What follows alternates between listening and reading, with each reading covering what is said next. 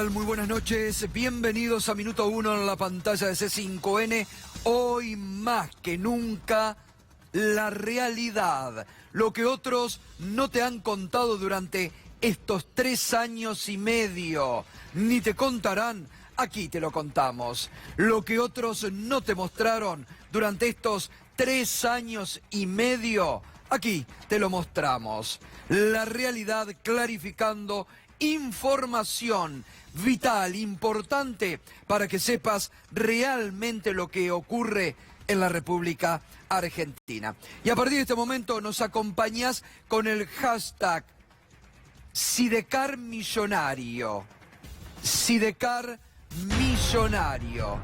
¿Por qué este hashtag? Porque fíjate, el gobierno de emergencia de Mauricio Macri, que pide recortes, que pide austeridad, que pide responsabilidad a la oposición, que ha producido la semana pasada una brutal devaluación que ya impacta sobre el bolsillo de los argentinos, acaba de firmar un nuevo contrato con el intelectual M. Andajasi. ¿Para qué? Para que haga esto que está viendo, para que ande en un sidecar. Es un fanático de estas motos, incluso me cuentan que en el living de su casa tiene estas motos.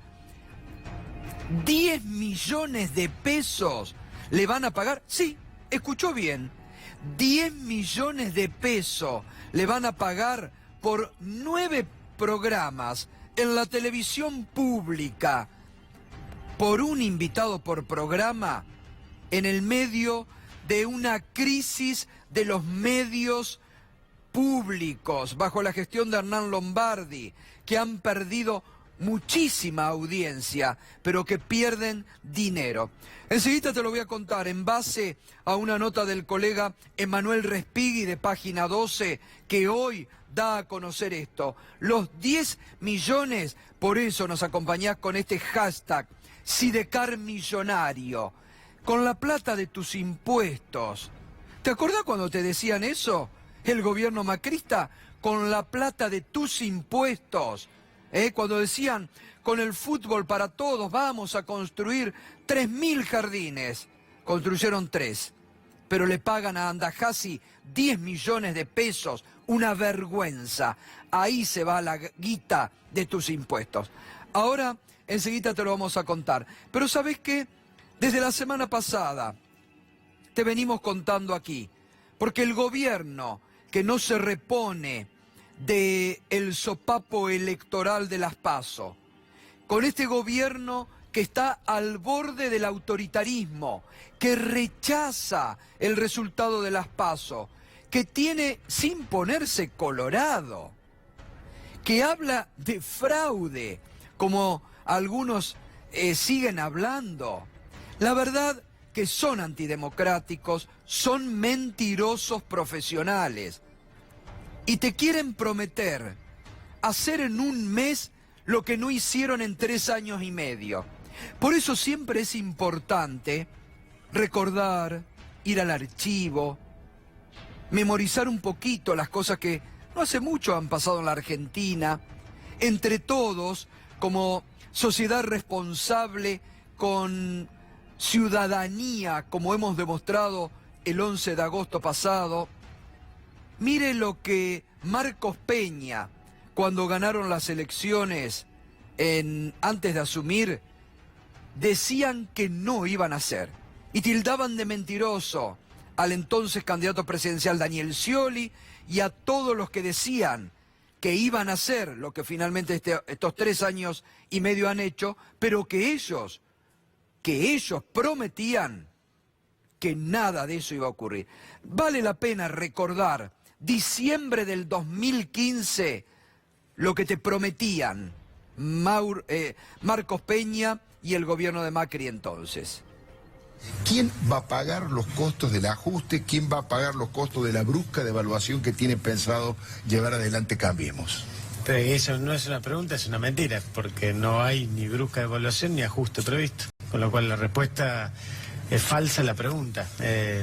es una de esas trampas dialécticas típicas del relato, digamos, de ya querer hablar por nosotros, no solo decir lo que nosotros vamos a hacer, sino además hacernos la pregunta de lo que nosotros no dijimos. ¿Usted se compromete aquí frente a la gente que no va a haber devaluación, que este gobierno, si Mauricio Macri es presidente, no va a hacer ningún tipo de devaluación? Acá el tema central es que no va a haber un ajuste porque venimos, y el doctor Rogelio lo puede explicar mejor, pero venimos de una economía ajustada, una economía devaluada de los últimos años. Lo que necesitamos es crecer, necesitamos fortalecer el peso, necesitamos combatir la inflación, necesitamos generar empleo. Eso es lo que va a pasar a partir de diciembre. Nosotros proponemos un cambio para la Argentina, no podemos hacer más de lo mismo, no podemos hacer más ajuste y más devaluación, porque eso sería la continuidad. Este es el gobierno que más devaluó en el mundo, llegó el dólar de 3 a 10 o a 14, tomemos cualquier tipo de cambio oficial que querramos. No hay otro país en el mundo que hizo esto con su moneda nacional. Y la gente lo sabe, la gente sabe lo que se podía comprar hace 10 años con un billete de 100 pesos y lo que se puede comprar hoy. Hace 10 años te podías comprar 40 kilos de yerba con un billete de 100 pesos. Hoy te podés comprar con suerte 3 kilos de yerba. Eso es devaluar la moneda nacional. Y hoy no podemos comprar 1 kilo de yerba con un billete de 100 pesos. Hoy no podemos comprar 1 kilo de yerba. Empezaron mintiendo. Usted lo escuchó bien, ¿no? Prometían que no iba a haber ni devaluación ni inflación, que ya la habían hecho, que no iba a haber dólar alto. 9 pesos estaba, no 14, 9 pesos estaba, hoy está 58. Mire si no hubo devaluación en la Argentina de Macri. Ni con 100 pesos hoy no podemos comprar ni 1 kilo de pan, porque ya está más de 100 pesos, ni un paquete de yerba. Empezaron mintiendo. El relato mentiroso comenzó desde el inicio. Lamento que muchos le hayan creído. Por eso les digo desde la semana pasada que no se les puede creer nada. A lo que no han hecho en 3 años y medio, ¿qué van a hacer en un mes en el medio de la emergencia política y económica que tienen? Y encima, se siguen burlando de todos nosotros. Te hablan de austeridad, gritan transparencia a los 4 vientos. Hoy vamos a explicar muy bien porque hubo decisiones de la justicia muy importantes que te las vamos a explicar bien. ¿Por qué no avanzan algunas de ellas? No, como te cuentan los medios oficialistas que algo todavía de respiro le tienen que dar al gobierno y titulan "Fueron sobreseídos exfuncionarios K". ¿Saben por qué? Porque por ahí algún periodista del WhatsApp presidencial les dio esa idea, que tienen que empezar los sectores de la justicia a tomar otras acciones para decirle a la clase media que no los votó: miren, vuelve la impunidad. Todo mentira, aparte de un relato mentiroso, marketinero, que nos ha hundido como sociedad. Nos ha hundido como sociedad. No quieren investigar, por ejemplo, que muy bien lo explicó hace algunas semanas aquí Juana Morín, las coimas del soterramiento del Sarmiento. No quieren recibir las pruebas del Lavallato. ¿Por qué? Porque está el primo presidencial, Ángelo Calcaterra, al que habían logrado sacarlo con un sobrecimiento de la causa y que hoy muy bien la Cámara Federal dijo no, investigó mal el juez, empiece de nuevo, incluido Ángelo Calcaterra. Ni hablar del Correo, le rechazaron los planteos de nulidad del ineficiente Oscar Aguad, que se encamina a ser procesado en la causa del Correo por haber accionado como funcionario a favor y en contra del Estado. Ya te lo vamos a contar porque es muy importante que te enteres de todo esto.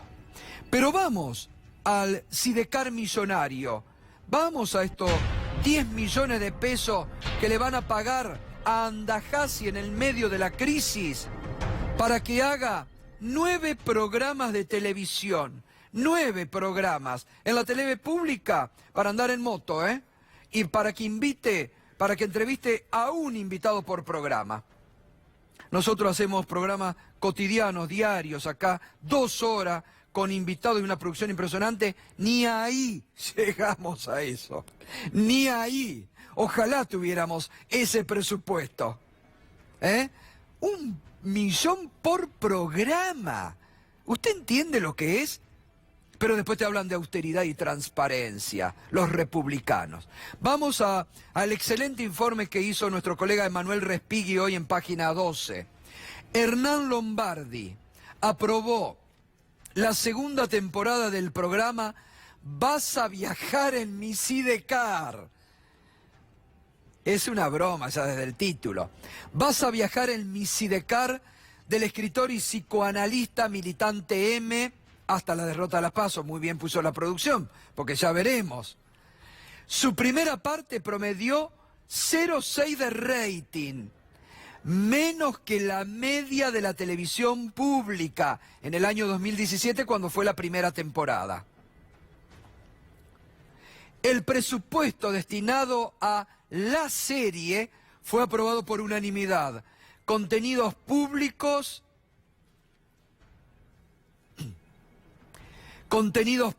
Sociedad del Estado, desembolsará 10.360.060 pesos por 9 capítulos de 48 minutos. Cada capítulo costará 1.151.118 pesos. Ya están grabados, ¿eh? Ya están grabados. Y el plan de austeridad, este número, 3.860, es el déficit de la televisión pública y radio nacional, según informó en su propio presupuesto para el 2019. Es decir, en medios públicos que no solamente han perdido muchísimo rating, nadie los ve, nadie escucha Radio Nacional, sino que tienen déficit, y habrá que ver en algún momento a contrataciones que se han hecho allí, pierden. Mire la cifra que pierden. Después te hablan de cómo cuidan la cuestión pública. Pero vamos a los fundamentos, porque además tienen fundamentos para hacer este programa. Bueno, ahí está, tipo de contratación, contra total, IVA incluido 10.360.000, contratación directa, ojo, fundamento de la propuesta. Durante el año 2016 se realizaron 8 episodios que fueron emitidos con gran repercusión. Yo no sé cuál es la gran repercusión. 0.6 de rating, 0.6 de rating. ¿Esa es la gran repercusión? Bueno, por la televisión pública argentina. Los televidentes respondieron con entusiasmo frente a una propuesta que estimula. Sí, ahí yo creo que recuerdo que había marchas multitudinarias aclamando a Andajasi y al Sidecar de Andajasi. ¿Se acuerdan, no? Que había marchas multitudinarias, ¿no? Los televidentes respondieron con entusiasmo frente a una propuesta que estimula la creación y revaloriza el oficio del narrador. Andajasi, además, se ha afianzado como intelectual de referencia de la escena nacional, siendo su presencia radial y televisiva de gran caudal, cosechando un público fiel. Bueno, también está, hay que decirlo, en un medio privado. Podría renunciar a sus honorarios, ya que cobra en el medio privado en el que está. El objetivo de la segunda temporada es capitalizar este público y volcarlo hacia un contenido cultural que estimule la creación como motor. Todo mentira, 0.6 de rating, lo dice Manuel Respighi hoy en la nota de página 2. Y vamos a ver, vamos a escuchar a Hernán Lombardi, al titular de los medios públicos, tantas veces hablando de austeridad. Me parece que estamos viviendo una nueva dimensión y un nuevo concepto en lo que son los medios públicos en Argentina. Me gusta pensar siempre que esta es una de las muchas tareas que todavía la democracia tenía inconclusa, porque claro, la agenda se te va modificando, la agenda de la democracia, la agenda de la república, y la idea de que haya medios públicos independientes, democráticos, de gran calidad, con un compromiso federal, era algo que todavía faltaba y estoy muy orgulloso de los trabajadores del canal, porque en esto, hasta esto que hemos anunciado hoy, no hay una sola coproducción, es decir, todo se hace con las propias fuerzas del canal y esa es una de nuestras apuestas estratégicas. Nosotros estamos también en un plan de austeridad muy fuerte en la televisión pública, austeridad y modernización, que implica un esfuerzo enorme para todos, hay austeridad en todo, incluido en los trabajadores. Bueno, me comentaba Emanuel Respighi, que a quien llamé en la tarde de hoy para tener más datos, que en el año 2016 había hecho con elementos de la televisión pública, pero que esta temporada ya no se hace con elementos de la televisión pública porque Lombardi, en su afán de ir contra los medios públicos, bueno, usted sabe cómo han desguazado también a la televisión pública, además del déficit y la pérdida en el caudal de televidentes y de oyentes en la radio. Pero le van a dar 10 millones a Andajasi y ahora aparentemente en septiembre saldría, según el productor de Andajasi, el programa. ¿Será por las críticas post-paso que hizo Andajasi, que borró todos los tuits que provocaba a la oposición y defendía al gobierno? Borró todos sus tuits y ahora habla en contra del gobierno, que ahora le va a dar, habría que ver cuánto le dio en la primera temporada. Eso me olvidé de preguntarle a Respighi. Habría que ver cuánto le dio en la primera temporada. 10 millones y fíjese Andajasi crítico ahora del gobierno de Macri. Yo me acuerdo cuando empezó este año, que yo vi con espanto, y así lo tuiteé en su momento, y esta horda salvaje y fanática de troles M, que tienen lo peor de los dos mundos. Porque son fascistas, son intolerantes, son retrógrados, me saltaron al cuello. Ahora, vos no podés empezar un año electoral, digo, pensándolo como no hay que pensarlo, digo, desde el punto de vista del puro interés y la conveniencia. Arrancaron aumentando tarifas, arrancaron aumentando la nafta no sé cuántas veces, o sea, estaba perdido, es suicida y lo veníamos diciendo desde 2016. Exactamente esto, exactamente así. Durán Barba fue el cerebro y Marcos Peña fue un poco el corazón de esto. Tiene dos nombres esta derrota. Durán Barba y Marcos Peña. Bueno, ojalá tal vez el nuevo Andajasi te lleve a viajar en su sidecar y a contarte la realidad que él antes no te contaba, ¿no? Capaz que andando en el sidecar ahora el nuevo Andajasi te cuenta la realidad de estos 3 años y medio. Por lo pronto él se va a embolsar 10 millones de pesitos. Bueno, y hoy otra vez la justicia laboral a favor de nuestros compañeros de Telam. La Cámara del Trabajo confirmó hoy otras 30 reincorporaciones en Telam y la suspensión del plan de despidos de Hernán Lombardi. Solamente falta un expediente. Arriba la lucha, arriba la organización colectiva y las convicciones de cada trabajador, trabajadora.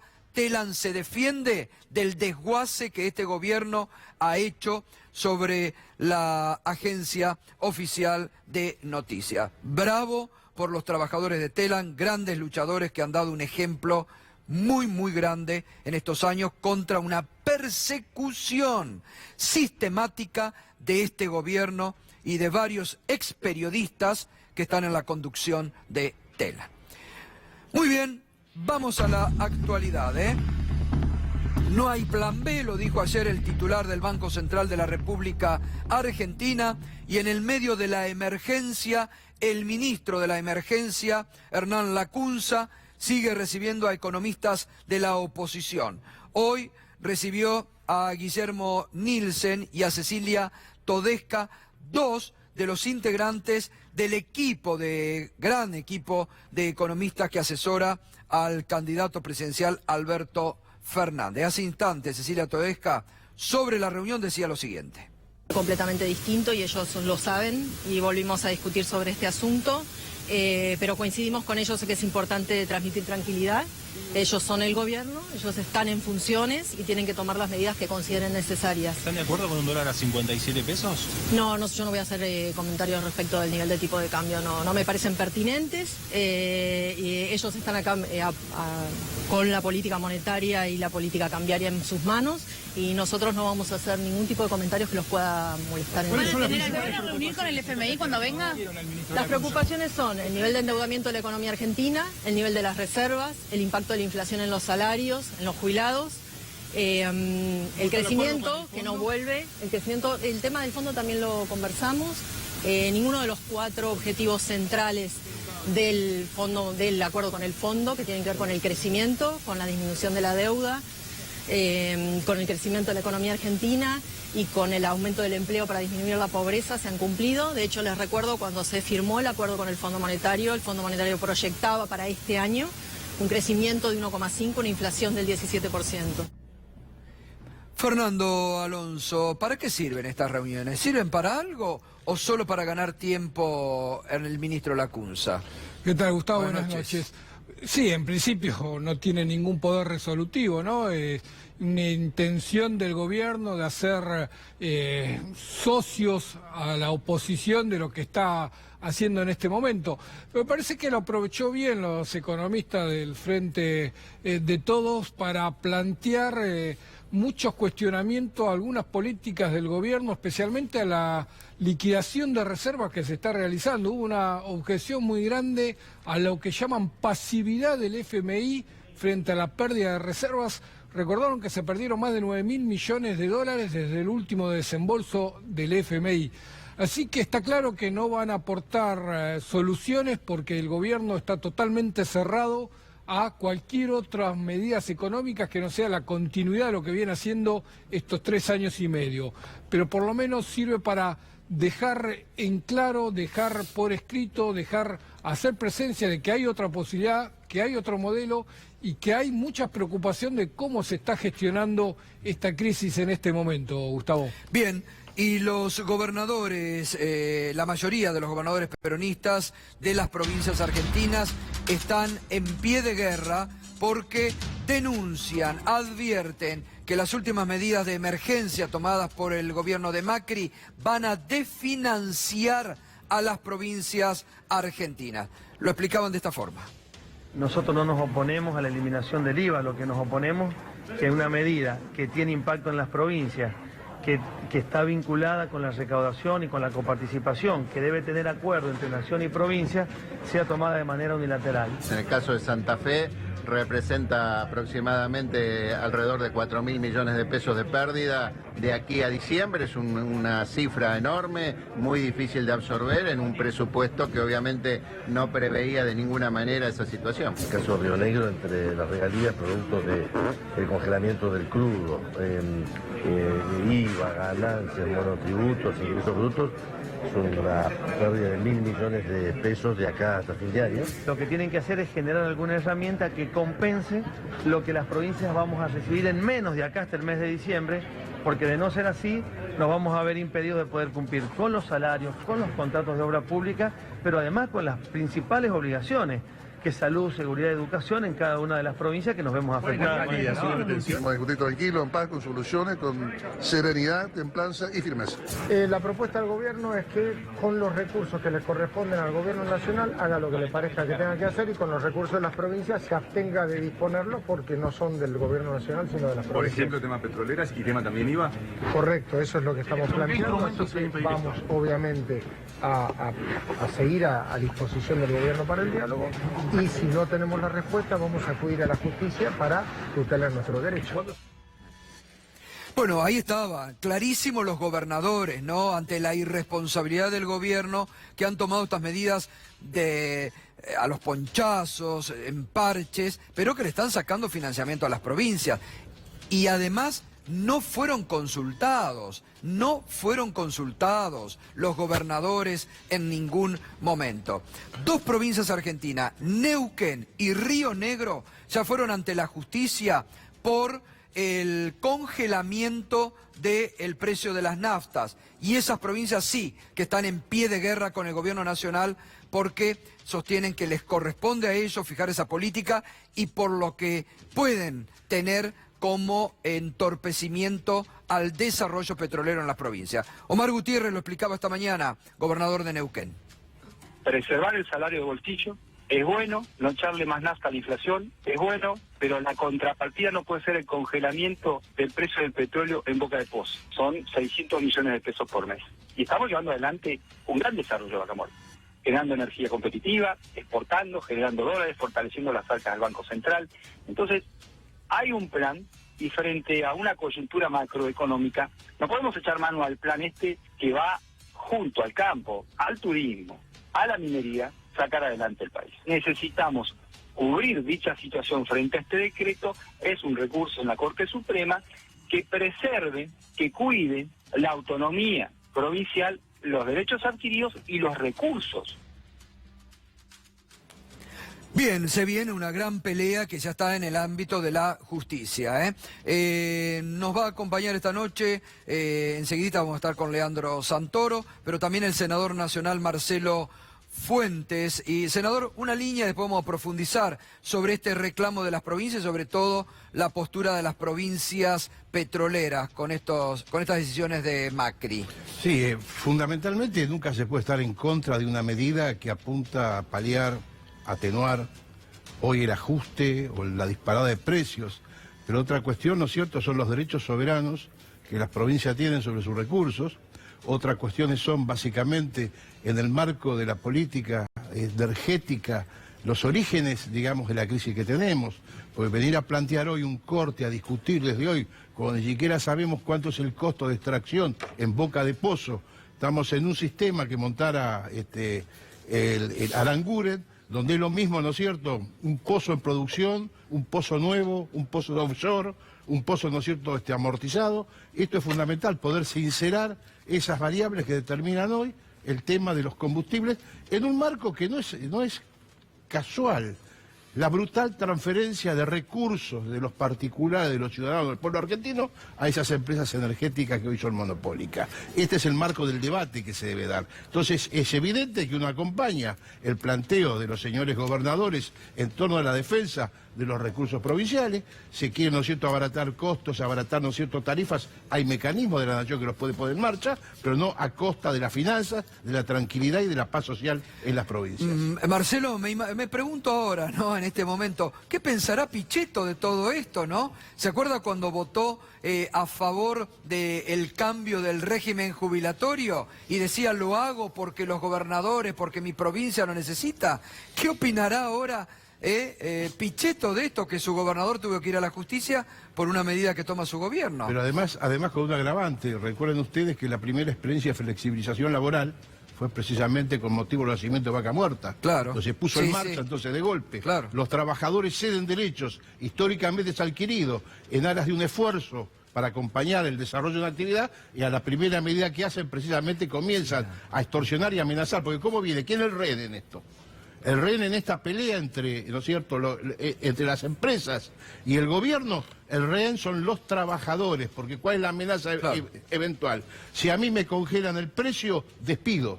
Ese es el esquema, ¿no es cierto?, con el cual este gobierno funciona. Bien, ahora profundizamos, el senador Marcelo Fuentes. Dólar hoy y riesgo país. El dólar Alberto, se puede decir, que sigue tranquilo después de las señales que el candidato presidencial ha hecho. 57.27. 57.27. Riesgo país sigue alto, 1821. En el exterior, mucho no confían en Macri, dicen el riesgo es Macri. Una línea, Fernando, sobre estos dos temas. Sí, Gustavo, el riesgo país está reflejando claramente el temor que hay en el mercado a la falta de un plan financiero para 2020. Es algo que se le viene exigiendo a este gobierno, que diga cuál es la estrategia para evitar un default el próximo año. Y este gobierno lo único que ha planteado por ahora es vender dólares para calmar al mercado. Sabe el mercado que si sigue vendiendo dólares, son dólares que no tienen para el próximo año. Por eso Alberto Fernández y el equipo económico hizo tanto hincapié hoy en el cuidado de las reservas. Y vos fijate lo que pasó. Hoy cayeron 498 millones de dólares las reservas. Ahí hay 150 millones que fueron los que se vendió entre el Banco Central y el Tesoro. El resto es dinero que está saliendo de los bancos y es pago de deuda y cotización de títulos públicos. Pero es muy interesante ver cómo están cayendo las reservas. 9.847 millones desde el último desembolso del FMI. Y este es el dato más interesante. Desde las PASO cayeron 7.418 millones. Hay mucha preocupación porque el gobierno vende dólares, los está vendiendo relativamente barato y no dice qué va a hacer el próximo año para evitar un default, Gustavo.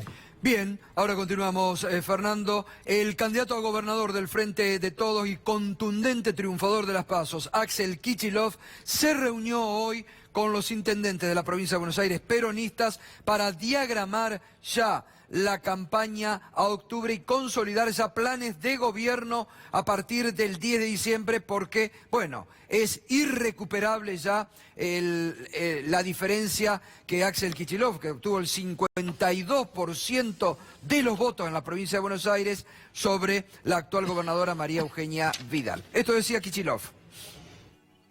Los bonaerenses hoy aspiran a cosas muy básicas, ¿no? Tener el trabajo, si tienen el trabajo, llegar a fin de mes, si tienen el trabajo, llegan a fin de mes, que la factura de luz y de gas no sea un verdadero bombardeo sobre las cuentas y la tranquilidad de las familias, poder mandar al chico o a la chica a la escuela y que puedan tener clases sin tener que usar una frazada, que en el hospital estén los insumos, que estén los remedios, que estén las vacunas.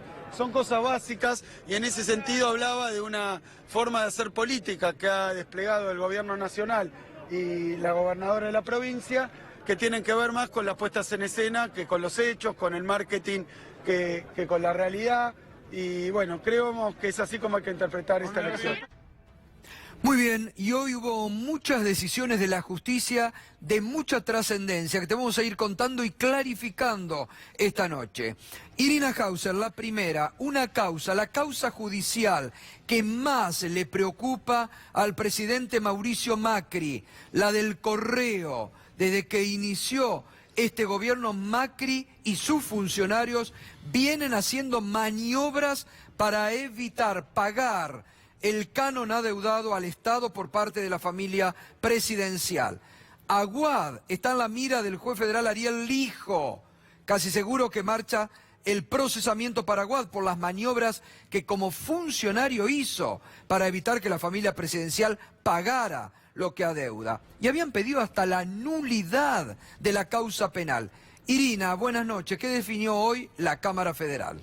Hola, buenas noches, Gustavo. La Cámara Federal, la Sala 2, sacó hoy una resolución muy importante. Es una resolución que respalda la investigación penal sobre el caso de El Correo. ¿Qué significa esto? Rechazaron pedidos de nulidad y planteos por inexistencia de delito de 4 de los imputados, los que además ya fueron indagados. ¿Indagados por qué? Por haber intentado favorecer al Correo, por haber intentado condonarles la deuda. Estos funcionarios, ¿quiénes son? Funcionarios y algunos, además, integrantes del Correo y apoderado del Correo. En este caso tenemos, como bien decías, a Oscar Aguad, que en ese momento era ministro de Comunicaciones. Como ministro de Comunicaciones era la persona que de alguna manera supervisaba el acuerdo que estaba haciendo el Correo argentino con el Estado, que estaban avanzando en un plan para licuar la deuda, tal como denunció la fiscal comercial Gabriela Boquín. Aguad fue indagado ya en el mes de marzo, a fines de marzo. Todavía no se resolvió la situación, ahora queda al borde de un procesamiento. Lo mismo ocurre respecto de Juan Mocoroa, que era el director de Asuntos Jurídicos, la persona, el funcionario que fue a la audiencia en la que se hizo ese acuerdo con el Correo que Boquín describió como ruinoso y abusivo. Condonaba prácticamente el 99% de la deuda que tiene el Correo con el Estado Nacional. Y por otro lado, hay 2 personas más.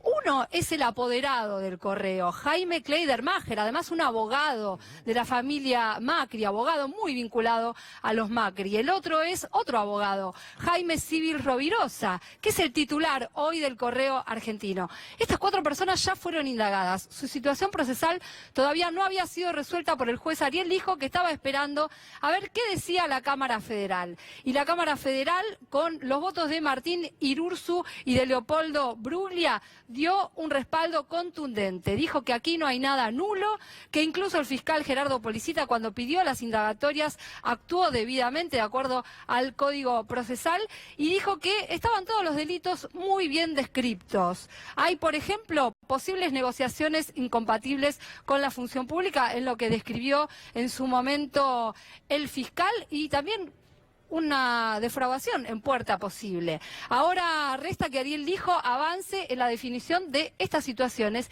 y habrá que ver qué decisión tomar respecto de otros denunciados en esta causa. ¿Quién está denunciado en esta causa? El propio presidente de la Nación, Mauricio Macri. Está imputado Macri, ¿no? Está denunciado y está con algunas medidas pendientes, digamos. En la denuncia original que hicieron Gabriela Cerruti y Martín Sabatella, basándose en lo que había planteado Gabriela Boquín, en esa denuncia se planteaba una imputación contra Macri. El fiscal anterior, el fiscal Juan Pedro Soni, sí había imputado al presidente. Luego tomó la causa Gerardo Policita, y Gerardo Policita ya la dejó. Hay otro fiscal en este momento que podría avanzar en esa dirección. Y otras tantas medidas pendientes, porque como sabemos aquí también ocurrieron algunas maniobras de vaciamiento que empezaron a formar parte de esta causa penal. Esta causa que le quita el sueño al grupo Macri y sobre todo al presidente. Bien, se va a seguir, como bien decía Irina, investigando, y el juez federal Ariel Lijo en los próximos días deberá resolver la situación procesal de Oscar Aguad. Y hoy también fue un día donde la fiscal Boquín recibió muchísimas muestras de apoyo, porque la procuración, el procurador interino Casal, ha iniciado una verdadera caza de brujas contra la fiscal Boquín. Esto, los republicanos, para que vean. El Estado, a través del procurador Casal, va contra la fiscal Boquín. Le han inventado sumarios inexistentes. Todo porque es la que más ha impulsado esta causa, que parece que no lo deja dormir a Mauricio Macri. Y hay otro tema. El soterramiento se le complica al primo presidencial, Ángelo Calcaterra, por las coimas del soterramiento del Sarmiento. Juan Amorín, buenas noches, Juan. ¿Qué tal, Gato? Buenas noches, así es. Un mal día para la familia Macri en la justicia. Indudablemente la misma Cámara Federal que repasaba recién Iri sobre el tema Correo, la Cámara Federal comandada por Martín Irurzu y Leopoldo Bruglia, también revocó la falta de mérito sobre el primo presidencial, sobre Ángelo Calcaterra. Esa es la causa por las presuntas coimas que se pagaron en el soterramiento del tren Sarmiento, la famosa causa Odebrecht, que viene como coletazo del lavajato en Brasil. ¿Qué es lo que dice la Cámara Federal porteña? Dice, hay que revocar todos los procesamientos contra exfuncionarios, desde Julio De Vido a Roberto Barata, y también revocar la falta de mérito sobre el primo del presidente. Recordarás, Gato, que en esta misma causa nosotros revelamos que había un arrepentido que había declarado ante el fiscal Picardi, Manuel Vázquez, su nombre, que había dicho: la firma IEXA pagó $20 millones en coimas a través de bolsos que se fueron llevando a la Secretaría de Transporte. Bueno, ese acuerdo nunca se homologó, y lo cierto es que hoy la Cámara revocó el fallo dictado por Martínez de Giorgi, que hay que decirlo, no estaba demasiado fundamentado, y con eso se beneficiaron Julio De Vido, Roberto Barata, Juan Pablo Schiavi y Ricardo Jaime. Todos esos procesamientos fueron anulados, pero claro, hay una parte de la historia que no se está contando en todo esto, y es que la falta de mérito sobre el primo del presidente también fue revocada. ¿Qué es lo que dice la Cámara Federal?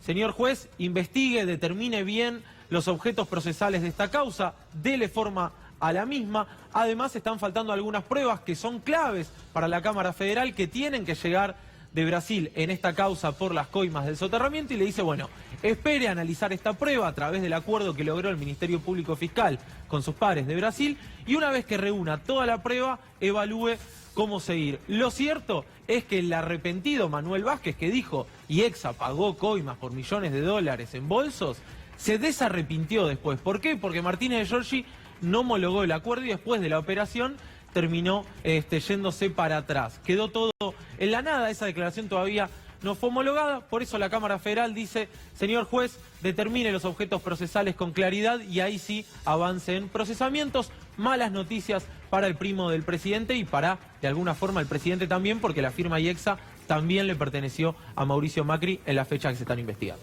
Muy bien, gracias, gracias Juan. Bueno, enseguida estamos con Pedro Briggen, también ya con toda la situación internacional, pero antes de ir con Leandro Santoro, una línea, senador Fuentes, porque ustedes también han seguido mucho estos temas de la justicia, que ahora, sobre todo la causa del correo, que tanto le preocupa a Macri, que este gobierno ha tratado de sepultar o dormir, ¿no? Claro, esto fundamentalmente está en el escenario de la etapa que viene, ¿no?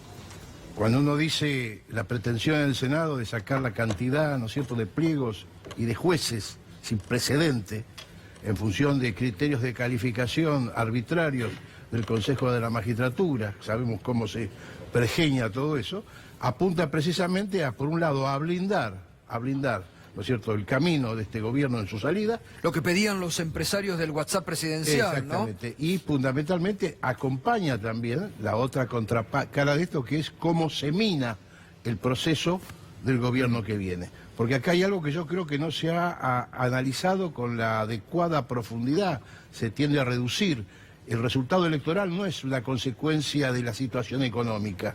La situación económica es determinante de un cuadro de conciencia y de memoria histórica de los argentinos. Esto hay que entenderlo. El proceso determinante, ¿no es cierto?, del triunfo electoral es la unidad del campo popular y del peronismo. Esto es fundamental. Es decir, toda la estrategia, lo hemos dicho en muchos programas con usted, toda la estrategia del gobierno era llegar a las elecciones de octubre con el peronismo partido en tres pedazos. Sí, ese era el objetivo. Eso no se logró. Pero además en esa memoria colectiva, que es única en América Latina, esa memoria histórica, cuando usted hace encuestas y le pregunta a la gente, ¿debe el Estado intervenir en la economía? Debe. ¿Debe el Estado regular tarifas? Debe. Ese elemento es central para entender la conducta. Por eso es una advertencia y una preocupación que tengo. Estamos en un momento, en esta transición, donde estamos alentando, ¿no es cierto?, la tranquilidad y la serenidad. Ahora, la tranquilidad y serenidad no es complicidad. Tranquilidad y serenidad no es silencio, no es que se va a tolerar cualquier cosa como lo que están, ¿no es cierto?, poniendo en marcha. Esto es fundamental entender entonces que la persecución judicial, por un lado, las correcciones necesarias que se tienen que hacer por el otro, y el minado económico del campo que viene, es el legado, ¿no es cierto?, que este gobierno deja. Bien, ahora continuamos. Leandro Santoro, buenas noches, Leandro, ¿cómo estás? Bien. Bien, bueno, tu análisis nos interesaba primero sobre lo que ha pasado de las PASO y hasta este momento, en esta transición que un poco, que por primera vez está ocurriendo, ¿no? Porque contundente en las PASO, prácticamente un presidente electo, pero sin serlo Alberto Fernández, y un gobierno que le está pidiendo casi a los gritos que cogobierne, ¿no? Sin ideas, un gobierno sin ideas. Mira, estamos presenciando un fin de ciclo típico, donde el bloque de poder que gobernó hasta acá se está desgranando. Los 4 subsistemas que construyeron el gobierno de Cambiemos, que son el subsistema judicial, el subsistema mediático, el financiero y el político, entraron en crisis. Creo que el primero que entró en crisis fue el mediático. Un sector importante de la prensa que blindó en estos últimos 3 años al gobierno, que creía que era difícil llevar adelante un programa económico de ajuste y al mismo tiempo ganar elecciones, pensaban que habían encontrado la fórmula de lograrlo con el aparato que había montado Durán Barba y... ¿Cómo se llama? Marcos Peña. Y Marcos Peña, muy bien. La Big Data, la operación cultural, la inoculación del odio, el temor al populismo, la idea de la meritocracia, todo eso parecía que funcionaba y que podían ir. Ahora, yo creo que todos los periodistas que trabajaron para blindar este gobierno eran conscientes que la situación socioeconómica era cada vez más insostenible, porque todos tenemos familiares o amigos que la están pasando cada vez de mal a peor, y esto me parece que hasta los tipos más encumbrados del poder deberían también tener y recibir este dato. Lo que ellos no esperaban, Gato, es que este sistema desdoblara por primera vez, porque la verdad es que ellos habían logrado construir un consenso, una hegemonía, entre la realidad y lo que ellos querían construir como realidad, la realidad virtual de Marcos Peña y Durán Barba. Y a partir de eso se vino todo abajo. Cuando los medios de comunicación, fundamentalmente los que contribuyeron a este blindaje, le soltaron la mano al gobierno, el sector financiero entró en pánico, el sector judicial entró en pánico, Y el sector político entró en pánico y a hacer las cagadas que se empezaron a mandar, generando contradicciones hacia el mismo bloque de poder. Entonces lo que estamos viendo es un bloque de poder que se desintegra, y frente a esto, ¿qué es lo que hace Macri? Tira del mantel para tratar de joder a los argentinos, porque en definitiva lo que está pasando es esto. Cualquier presidente en una situación como la de Macri estaría tratando de revisar qué fue lo que hizo mal hasta acá y ver cómo hace él para darle tranquilidad y serenidad a la gente y a los mercados. No salir a buscar ayuda a la persona que le ganó las elecciones, tratando de meterlo, involucrándolo a él en su propia incapacidad. Pero yo creo que acá hay 3 factores que son claves para entender este proceso de tirar el mantel. El primero es el intento de disparar el dólar para aleccionar a la gente. ¿Te das cuenta? ¿Votaste al kirchnerismo? Eso fue una irresponsabilidad enorme. La primera. justicia tendrá que investigar, además. La primera. La segunda fue el IVA, porque en un proceso inflacionario pretender sacarle el IVA a los productos de la canasta básica no es una medida para tratar de contener la inflación, sino es para tratar de desfinanciar a las provincias. También es otra medida disciplinante. Y el tercero es la foto. Están todos militando la foto de Alberto con Macri. La foto, la foto, la foto, la foto. O sea, alguno debería preguntarse cuál es la intención de exigirle al candidato a presidente del Frente de Todos que se saque una foto con Macri. Porque la verdad es que hasta acá, cuando se le pidió colaboración, se le pidió calma, se le pidió contribuir para serenar los mercados, Alberto lo hizo.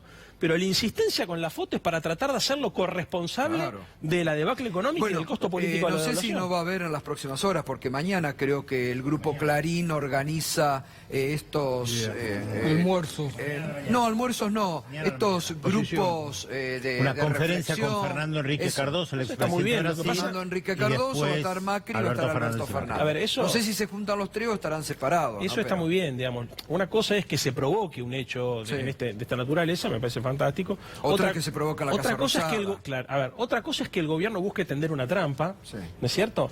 Porque además se corre el riesgo... Yo creo que es eso lo que hace el gobierno. Me parece, es mi opinión, lo estoy diciendo desde la semana pasada, y no quiero con esto, pero yo creo que el gobierno busca justamente ganar tiempo en la emergencia y en la desesperación, y meter a todos en la misma bolsa para que sean la mancha venenosa. Por eso yo te decía tirar del mantel. Ellos saben que no pueden despertar la esperanza, no pueden despertar la confianza, se les complica mucho encarar el último tramo de la campaña electoral. Entonces necesitan barrar al candidato que tiene más chance de ganarle. Y en este contexto donde yo digo, acá hay que analizar y hay que proteger la autoridad presidencial, la actual y la futura.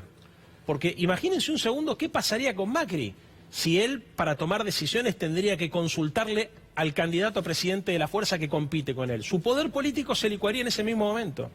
Y además, ¿qué pasaría con la autoridad presidencial futura si a partir, digamos, de ese intento de arrastrarlo al candidato al barro, ¿no es cierto?, como consecuencia de la improvisación y de la chantada política total que estamos viendo en los últimos días, llegar a cometer el error de caer en esa trampa? El próximo gobierno también vería lesionada su legitimidad futura. Totalmente. Entonces, es muy importante entender que las próximas horas son horas de guerra psicológica y van a tratar de desestabilizar a cada uno de los principales actores porque esencialmente han perdido la brújula de la economía y de la política. Bueno, ya lo ha empezado a hacer Elisa Carrió, que es la jefa de campaña para octubre del gobierno, ¿no? Bueno, es esto, cuando se encuentran desesperados, en lugar de salir con ideas, con una autocrítica, o por lo menos, digamos, con un plan de contingencia, bancando las banderas que ellos mismos defendieron del libre mercado, no, ellos no han tomado ese camino, han tomado otro camino, tomaron el camino de tratar de embarrar a los que tienen alrededor para degradar de alguna manera la institucionalidad democrática. Claro.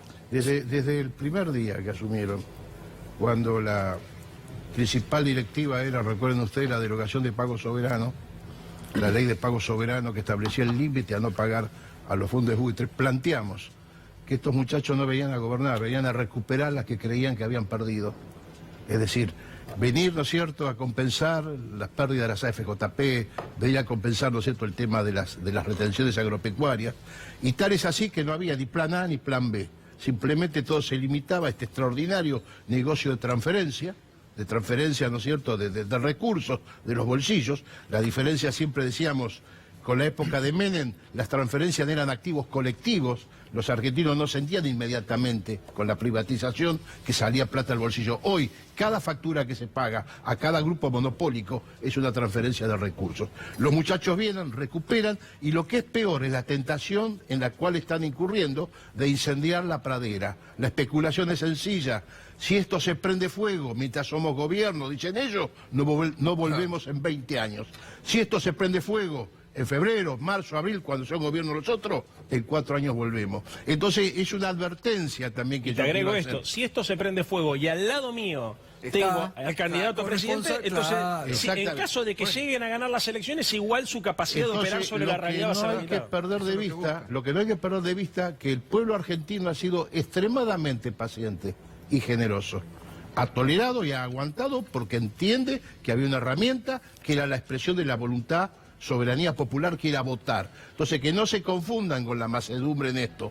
Es decir, colaborar y ser racional en esto no implica que no hay que movilizar, que no hay que defenderse y que no hay que reclamar. Y esto es lo que están especulando, por eso coincido con ese análisis. Venimos, esto es como un matrimonio horrendo, desastroso. Entonces vos me venís ahora a exigir a mí que llevemos un divorcio prolijo, ¿no? Vamos juntos, ¿no es cierto? Vamos juntos a Nueva York. Vamos a contarle que vas a seguir haciendo lo mismo que hacía yo, ¿no es cierto? Pero un poquitito más prolijo. Vamos a tirar alguna aceitunita, alguna guinda para los sectores populares. Esto es lo que hay que tener en cuenta, no caer en la trampa, porque si algo saben hacer estos muchachos es camuflar, es mentir y es engañar. Y eso es lo que hoy están haciendo. Artífice de eso.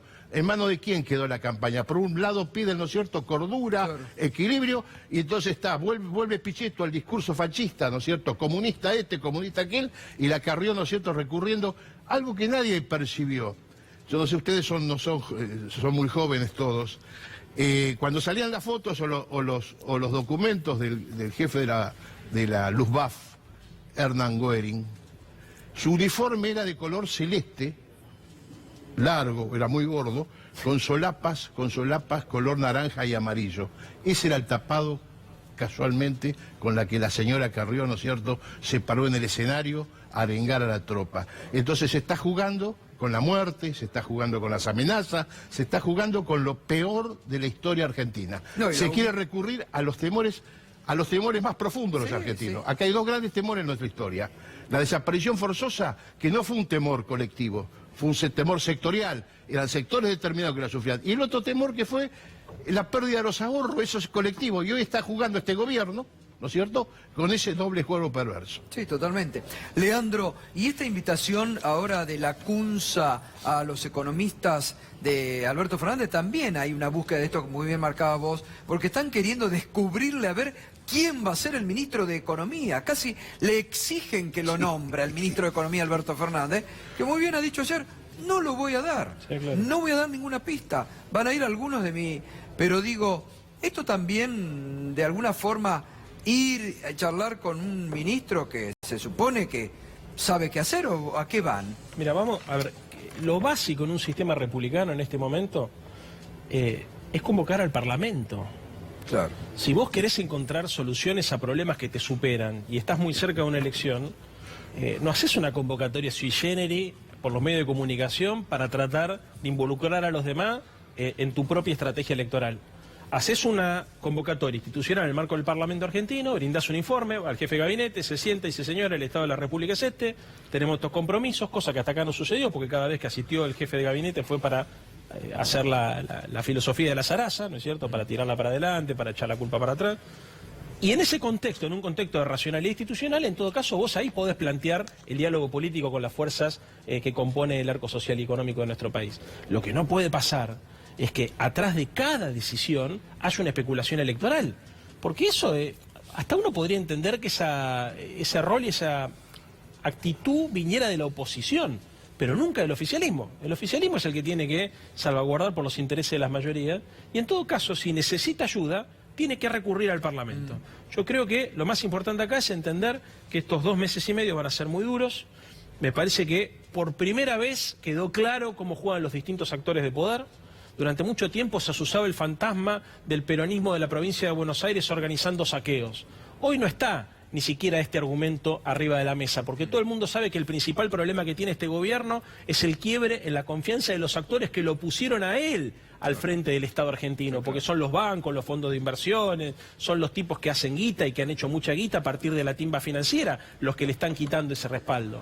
Ahora, lo loco es que cuando vos no tenés capacidad para ordenar tu economía y cuando no tenés la capacidad política tampoco para hablarle a tu pueblo y para tratar de construir con las cartas sobre la mesa un acuerdo, trates de prorratear el costo político con el resto de los actores. Esto no pasa en ninguna democracia del mundo. Ahora, ¿no es un poco particular, o por lo menos no puede ser tomado como una suerte de burla, que el gobierno nacional tome todas las medidas económicas demagógicas habidas y por haber y con claros tintes electoralistas la semana pasada y después diga y cite a los economistas del equipo del candidato? Digo, porque lo normal sería, bueno, que vengan los equipos económicos de todos los candidatos y ahí discutimos de última cuáles son las medidas para paliar la situación. Igual no tomar todas las medidas y después citarlo. Lo normal es, vos, si querés convocar un gobierno de unidad nacional, en todo caso, te das por derrotado y decís, mire muchachos, yo voy a retirar mi candidato a presidente en las próximas elecciones porque ya no tengo capacidad de revertir la situación, convoco un gobierno de unidad nacional de transición. Eso es lo normal. Ahora, si vos no retirás a tu candidato, si te querés poner competitivo, si encima tenés a la mitad del gobierno tratando de desestabilizar políticamente a la oposición y haces esa convocatoria, estás armando un show para los medios de comunicación. Lo que pasa es que entonces, el concepto equivocado es el manejo que se ha hecho generalizado en la prensa también de transición. Esto no es transición, esto es ruptura. Es decir, a este modelo, estos actores, ¿no es cierto?, de la realidad argentina rompen una expresión de soberanía popular que es el voto. No quiero más esto. Eso es una ruptura. Transición va a ser el gobierno que viene, que va a tener que acordar, negociar, ¿no es cierto?, con terribles herencias y con la cantidad mayor posible de actores. Hoy no hay transición. Hoy lo que tiene que haber, ¿no es cierto?, es simplemente una transferencia ordenada del poder, nada más. No acordar con ellos desde un programa diametralmente opuesto, desde conceptos ideológicos y políticos que no tienen nada que ver. ¿Cómo vamos a acordar los 10 puntos que ellos quieren, por ejemplo? Bueno, y el otro punto vamos a ir a garantizarle a Washington la malversación de algunas herramientas que en otro contexto podrían ser positivas. Ponemos un caso concreto, la reducción del IVA a los productos de la canasta básica.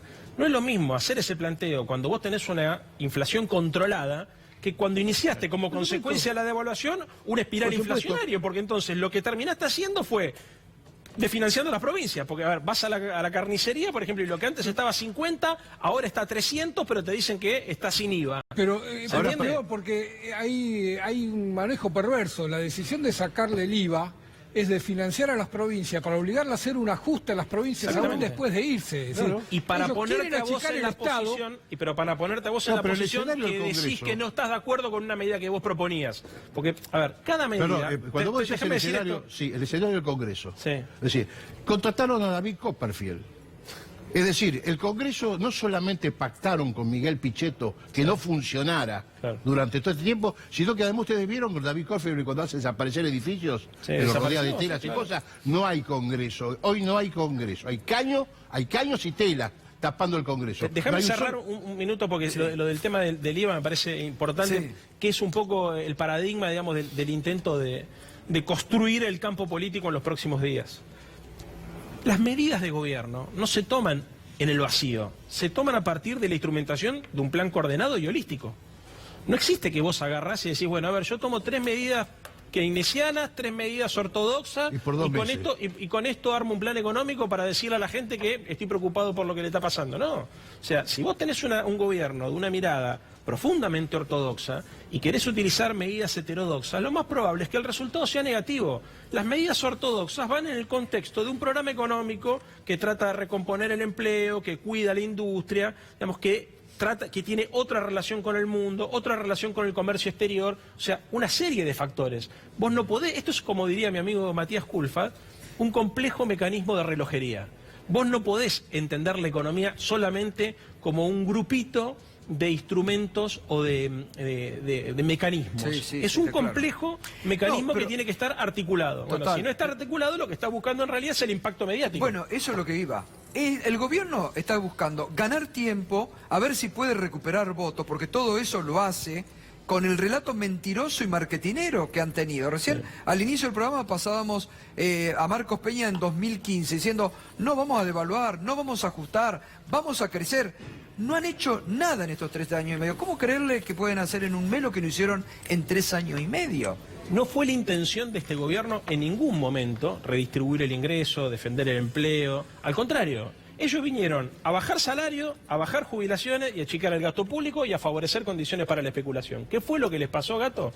Muy sencillo, que los tipos que le pusieron la plata, que ellos llamaban inversiones que en realidad eran préstamos, se dieron cuenta que la Argentina era absolutamente insolvente y empezaron a rajar. Cuando se empezaron a ir fueron al fondo. Y después se dieron cuenta que ni siquiera les alcanzaba, porque la plata del fondo no alcanzaba como amenaza, la tenían que empezar a liquidar. Le pidieron al fondo que les autorice liquidarla. Cuando le empezó a liquidar la plata del fondo, se dieron cuenta que además la economía había cambiado porque la guerra comercial entre China y los Estados Unidos hacía la cosa que sea más difícil, con lo cual el mundo, más su incapacidad, más su voracidad económica, más los negocios de sus amigos. Hoy se ha descubierto, por ejemplo, los negocios del Toto Caputo, que es uno de los muchachos que va a tener que dar explicaciones en la justicia porque ha utilizado sus propias empresas para jugar a la timba financiera mientras ocupaba cargos públicos, generaron un combo explosivo. Entonces, hoy el problema que estos tipos tienen es que los han usado y a las personas que se han enriquecido ni siquiera les sirve que sigan en el gobierno. Este es el punto, porque no creen que ni siquiera ellos mismos tengan condiciones de repago y condiciones de ajuste.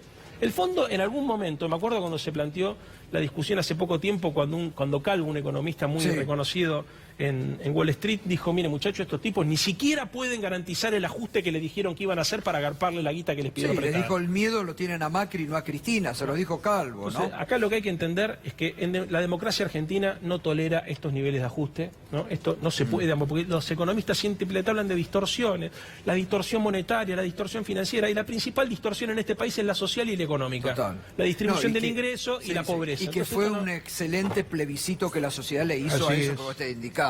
No queremos más esta política. No queremos más esto, ¿qué Chao. transición? Este ajuste, no. Y gracias a Dios que pasó, porque, a ver, ¿sabés lo que pasaba con tus colegas, Gato? Estaban convencidos que el gobierno le había logrado convencer a la gente que era la única forma de gobernar era ajustando. Son corresponsables de la situación a la que Entonces, hemos llegado. gracias a Dios que este resultado tan contundente, porque el problema no es Macri, ¿eh? Hay toda una cantidad de muchachos que trabajan alrededor del poder económico hace muchos años, que le lavan la cabeza a la gente diciendo que se tiene que resignar a cobrar poco, que se tiene que resignar a que el Estado no preste servicios, que se tienen que resignar a que la calidad de vida que nosotros teníamos era muy superior y que entonces lo que había que hacer era votar gobiernos que ajusten. Entonces, gracias a Dios, quedó en el pasado. Ahora le pido, senador, que se quede, que tenemos que hablar del tema de las provincias, que ha sido hoy un tema importante, ¿eh? Bueno, Leandro, un gusto, ¿eh? Nos interesaba escuchar tu opinión después de las PASO, así que y la vamos a seguir porque el tema político es justamente lo importante por estos días.